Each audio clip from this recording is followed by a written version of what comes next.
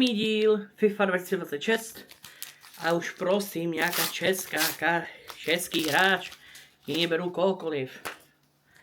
Takže máme tu House Nighthante,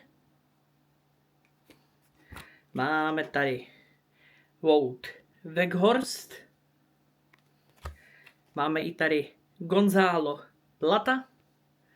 Samozřejmě jsou tam i určitě lepší i ti nejlepší hráči, co říkají Aymen Dahmen, ale zatím nemám štěstí na to i vylosovat.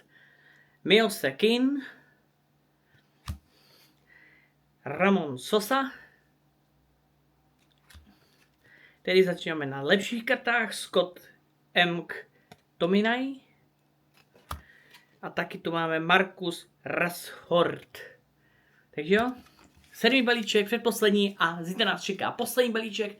Budu moc rád za like, odběr a ještě vám řeknu jednu bombu, která brzy vyjde.